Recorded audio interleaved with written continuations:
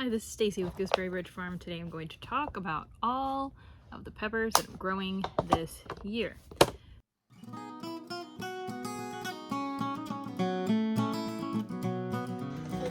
Yesterday it was 80 degrees and today, right now, it's like noon and it's 35. So we are gonna talk about the pepper varieties now, but first I was showing you what we do with them. So we are germinating them in these paper towels in a germination chamber inside that is set to about 80 degrees, and then they pop out little roots like this. That process can take a really long time if your soil temperatures are not warm enough. And since we grow in a greenhouse, it's warm enough during the day, and at night it's down in the 60s where I keep the peppers. I really just can't keep it warmer than that, and peppers just really want to be warm all the time to germinate. So we I don't know if you can see any of these little pepper seeds in here. No, keep stirring. We germinate them in the warm, controlled 24-hour temperature, and then put them in the soil blocks, and then they will continue to grow even if it's a little cooler at night. Here, these guys are doing really good. They're popping out.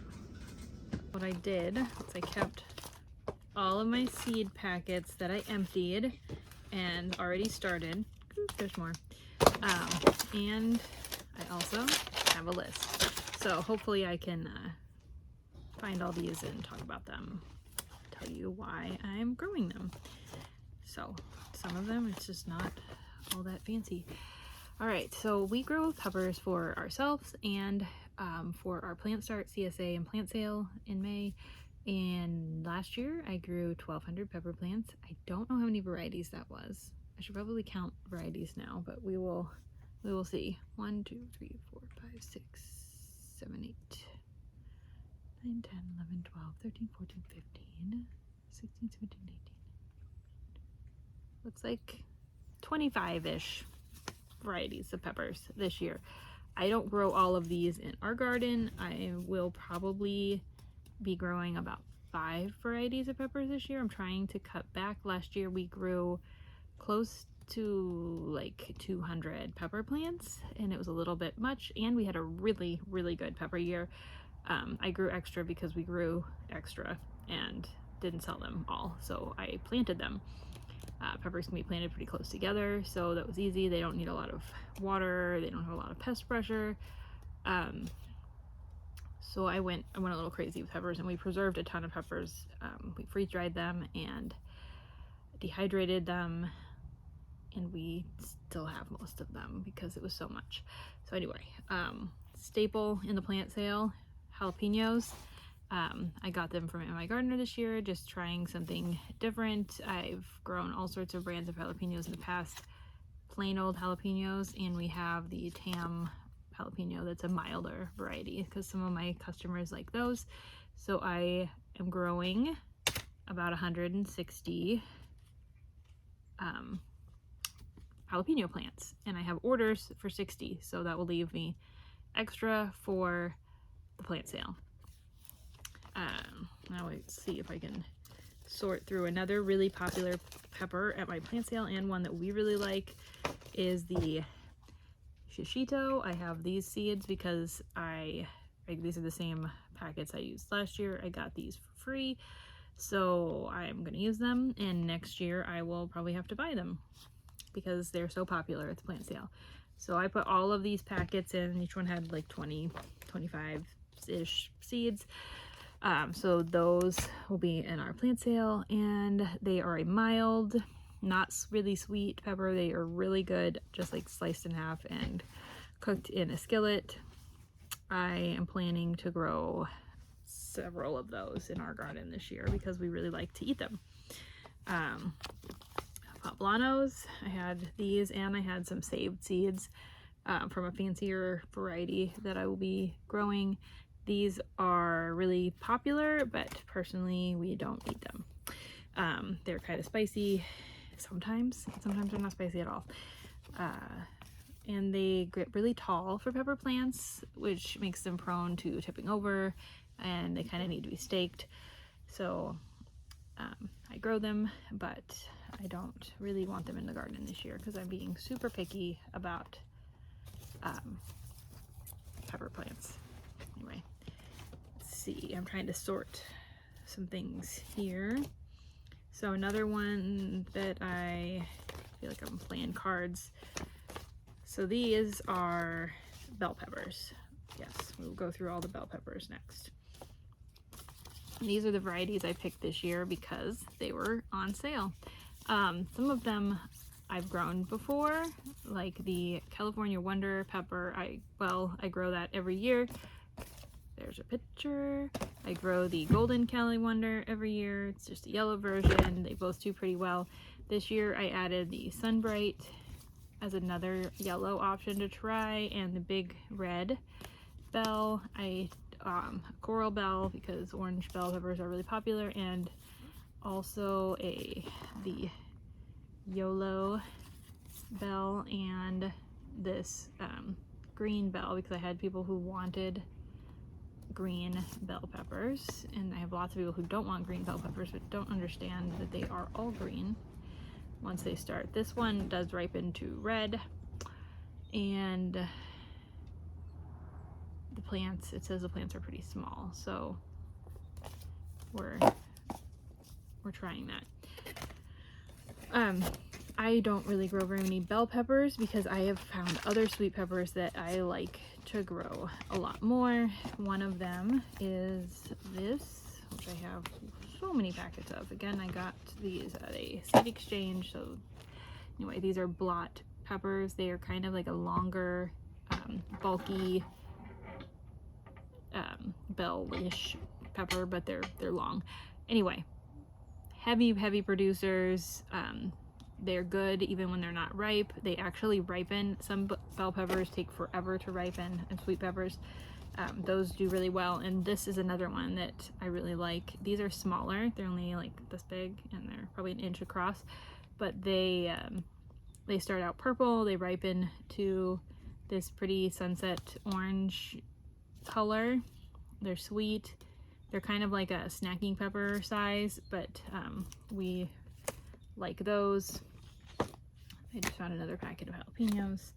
All right, I'm also growing banana peppers and Anaheims by popular demand.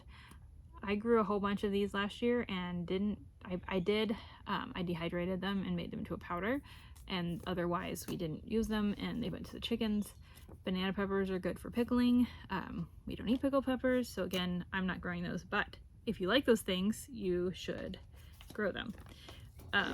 Ring of Fire cayennes, we do grow 1 or 2 plants of these because we use them in our fire cider, and they're super easy to grow, really prolific. Nothing bothers them. These I grew a few plants of last year, these Italian pepperoncini things. They are really good for pickling also, and we did pickle a bunch of them. Teddy, what are you doing to the table? He's throwing something under the table. We did pickle like 19 pints, and that was more than enough, and we still have most of them. We've only eaten 2 or 3. They're too spicy for the kids, and my main issue I had with them is they look on the plants like the shishitos, but they're spicier. So you don't want to mix them up or you get a surprise. So I'm not going to grow these this year just because I want to grow shishitos and I don't want to have to remember where I planted everything. You could solve that problem very easily by labeling your stuff. Okay, and then these are Jimmy Nardellos. We've grown these for years. Again, very easy to grow, really prolific, sweet. The only downside to these is that they're pretty thin skinned, so they're not like a chunky dippable sort of bell pepper, but they do make a really good seasoning. They're really good chopped up in pasta sauce or anything like that, and they're very sweet. Okay, so the only others I have are ones that I did not empty the packets. So we always grow a few ghost peppers. These are from Save Seeds. Even the seeds will burn you, and I'm trying a couple other new spicy varieties this year. The Big Bang peppers, I think these were a cayenne type, but I have them in a baggie because someone gave them to me. And the Trinidad Mustard Scorpion is another super spicy option for our CSA customers, but we usually grow 1 or 2 ghost peppers. we basically are growing ghost peppers as a bug deterrent, or deer or anything. You basically can make very carefully, put your ghost pepper powder in water, shake it up, and you can spray it on trees and things that you don't want the deer to eat, and you can use it as an ingredient in other things that deter certain pests. But we've had issues in the past with deer on the property line eating away at our trees we planted, and just like a couple times of spraying that, and they've never been back. Could be a coincidence, but I like to keep it on hand. And I've got another baggie here. These are Thai chili pepper seeds. Those we do grow here. Pickled Thai chilies are obviously very spicy, but they are good. They're easy to process because they're so small, which is something about the other one I was talking about, the Italian pepperoncini. They are also really easy to process because you don't even have to cut off the stem when you're pickling them. It's just kind of how it's done. All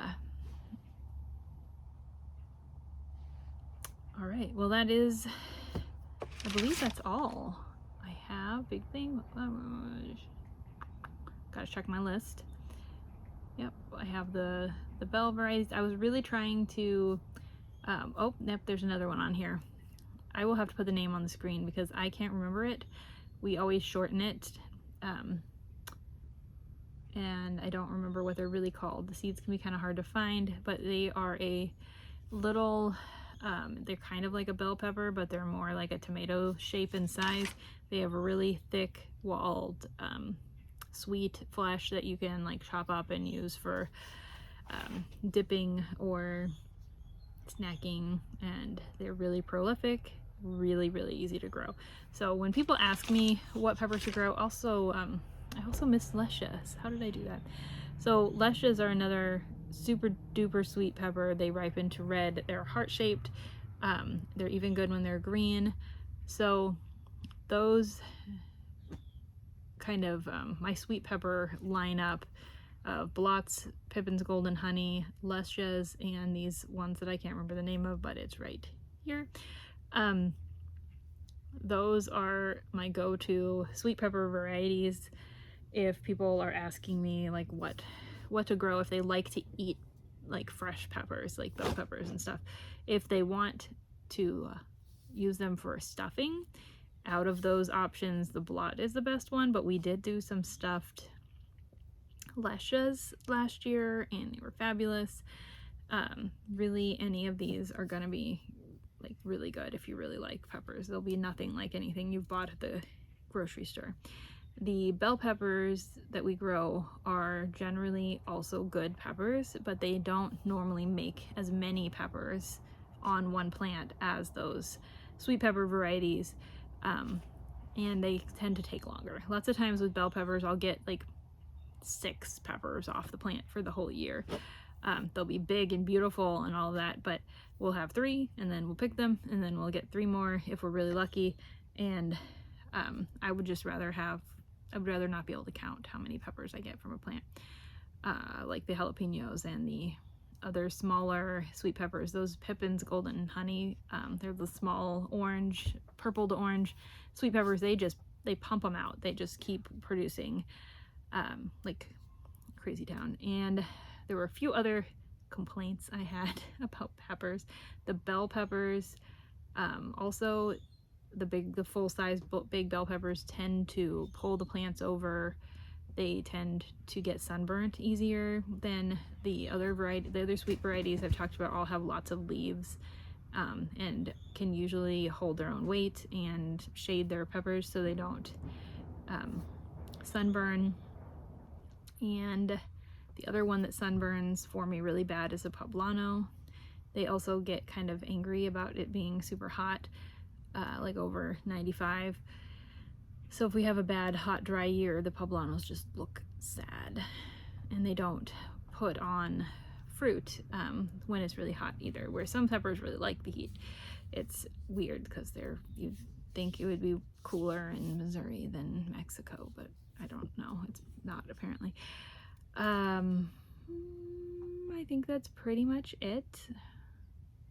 If you do decide to grow any like super duper spicy peppers, make sure everybody knows about it. It would not be fun if you were a small child and tasted a ghost pepper off the plant. We had to plant ours separate for quite a few years. I actually skipped planting them for a few years when I had toddlers. And I think that's it. So thank you for watching. I will be updating as our pepper plants grow.